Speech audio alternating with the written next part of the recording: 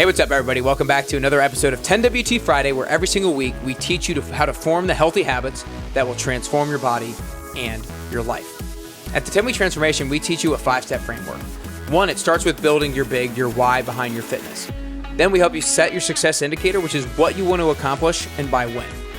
3rd, we help you identify your progress indicators, which are the weekly goals that will undoubtedly progress you to your overall goal. Number 4, we help you plan your pills, which will increase the likelihood that you succeed in your week amidst all the chaos. And then 5th and finally, we help you set up your scoreboard, which increases the stakes of the game and gives you the feeling of game on. If you do these steps, your habits are going to be rock solid, your self-confidence is going to skyrocket, and you'll be on the path to your best you. Every single week, we help individuals who are hungry for growth get closer to the best version of themselves so they can live meaningful and impactful lives. I'm your host, Nick Carrier, and today I am really excited to talk about what is required when it comes to becoming your best you. The goal of the Best You podcast is to allow you to feel confident about what you need to do, why you need to do it, and how to do it in order to get closer and closer to your best you.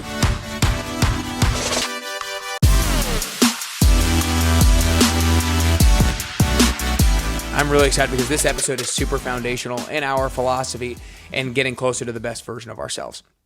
And it's something that is frequently talked about right now at the beginning of the year, right? There's people talking about New Year's resolutions and goals a lot.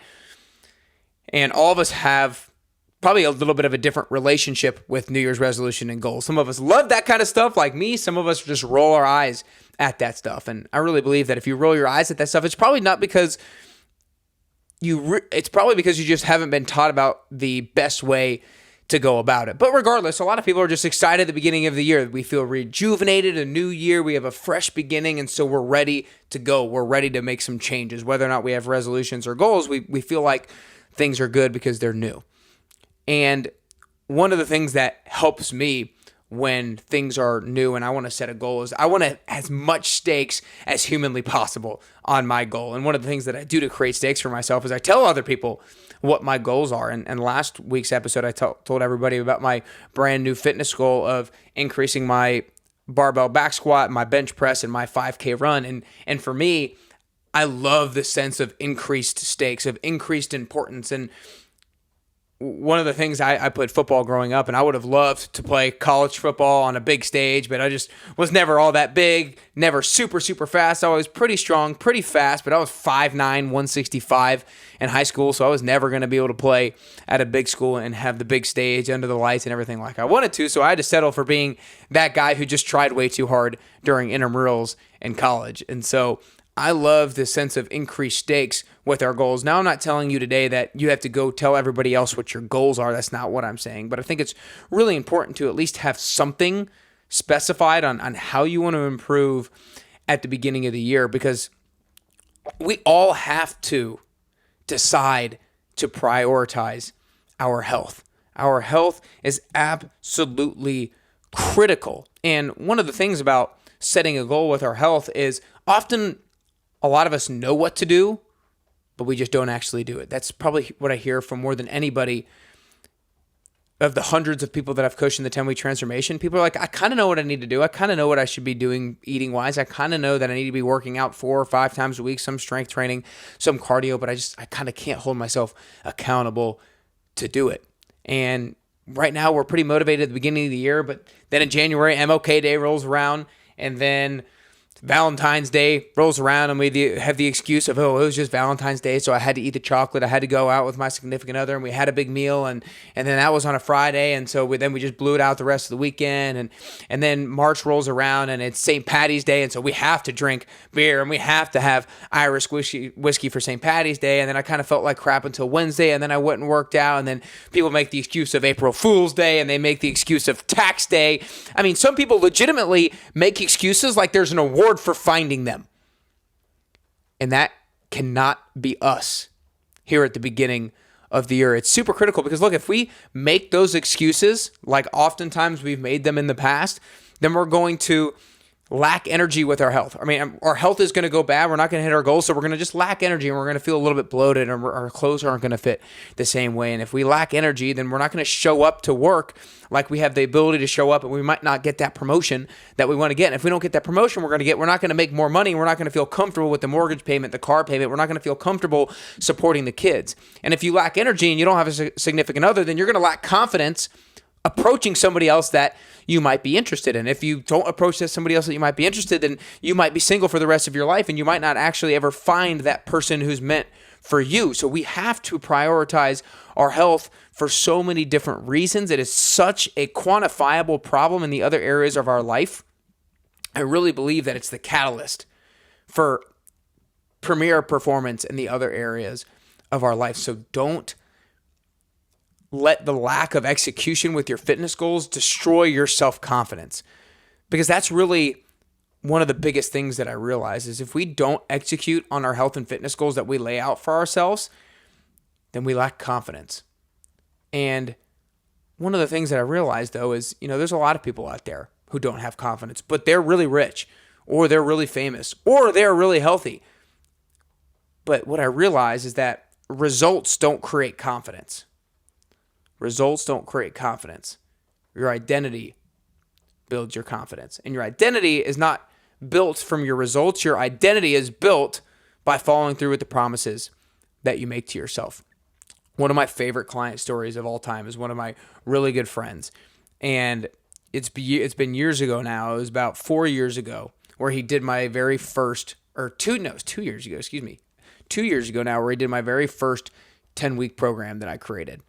And he was somebody who back in high school, he was actually a high school quarterback, and he was, high school quarterback. They won state championships and he was the man. And then he went to college, and like a lot of college kids and a lot of fraternity kids, he was my pledge brother in our fraternity, and he just drank a decent amount, ate a decent amount. I mean, you should see some of his plates at the dining hall. And then he started to not pay attention to school as much. And so like his health started to influence these other areas of his life. He didn't have a girlfriend. He let his health get the best of him, and so he didn't do as well in school, and he gained a little bit of weight, and that affected his confidence, and that kind of carried into his post-college life as well. And after college, he wanted to really get promoted, but he was a little bit frustrated with his work, and he still wanted to find a girlfriend because he hadn't really had a girlfriend in a long time. And then he did my 10-week program, and he had the weekly goals of improving his health of, I'm going to do 100 push-ups every single day, and then every single week throughout the 10 weeks, I'm going to add 20 push-ups to it. So week 1, I'll do 100 push-ups a day. Week 2, I'm going to do 120 push-ups a day, so on and so forth. Another one of his weekly goals was he wanted to have a homemade healthy breakfast all 5 days during the week. Another one of his weekly goals is I want to go on 2 30-minute runs during this week. And you see those small, realistic weekly goals that he set for himself. He executed on it in week 1, and then he executed on it in week 2, and then he executed on it in week 3. Now, every single week, he probably didn't hit it with perfect accuracy, but he was pretty darn close, and anytime he fell down, he picked himself back up really quickly. And he did that week after week after week for 10 weeks, and then I remember after the program, he told me about how I really want to do a marathon, and I was like, do you know how long a marathon is? You've run 2 30-minute runs every single week for 10 weeks. Now you want to run a marathon? He's like, yeah, I want to do it. I'm in for it. I'm like, it's 26.2 miles. He's like, yeah, I'm in. I want to do it. And so one of the things he did is he signed up for it during the middle of COVID. And then that first one got canceled. But he was training for it. And it got rescheduled. So he's like, all right, that's fine. I'm going to continue to train for it. Next one gets canceled. He's like, all right, so I'm doing this thing. I'm going to continue to train for it. Third time gets canceled. This time, he was like, you know what? It got canceled, but I was planning on running it on this day. So what I'm going to do is I'm still going to run it on this day, even though there's no marathon. I'm just going to do it myself. And so he literally plotted a 26.2 mile course for himself to do on his own on that particular day. And so me and a lot of his friends, we wanted to make it feel like as much of an event as possible. So people made poster boards and they drove around to different checkpoints that we knew he was going to be at. And then we were at the finish line and we celebrated him. And it was absolutely awesome to see the ecstatic smile that he had on his face. The pride that he had in himself to do this was absolutely critical. And you see, one of the biggest takeaways from this was that following through with small promises allows you to follow through with bigger promises. He's followed through with 2 30-minute runs a day consistently. And then he consistently followed through with longer runs. And he followed through with doing a marathon in the most difficult of circumstances. One thing I didn't even mention, it was raining all that morning while he was running. And one of the things that I talked about in the beginning is your identity is what builds your confidence. And so you can build your confidence by doing tough things. You can build your confidence by doing tough things. But you can transform your identity by doing tough things during tough circumstances.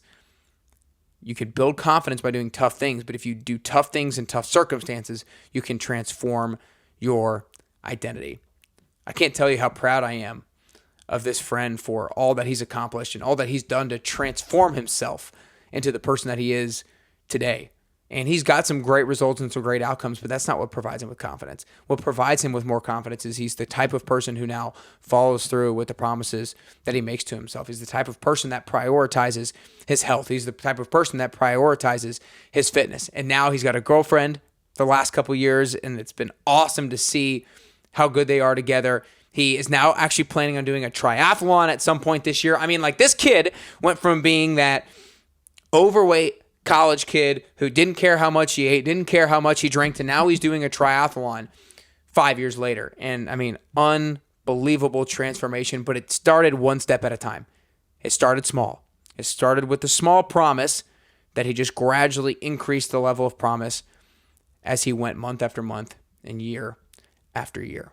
So becoming your best you requires following through with the promises that you make to yourself. Becoming your best you requires a transformation in your identity and building up of your identity. And we can only build up our identity by following through with the promises that we make to ourselves. And that means following through with those same promises in the most inopportune of circumstances. I hope today motivated you. I hope today inspired you. I hope today gave you hope and faith that no matter where you're at in your health and fitness journey right now, that you have the ability to transform by creating one small habit and following through with it. Because if you can follow through with the small things, you can then learn how to follow through with bigger and bigger things. You have to form a habit before you optimize it. I hope today helps you get closer and closer to your health and fitness goals. And ultimately, I hope it gets you closer and closer to your best you.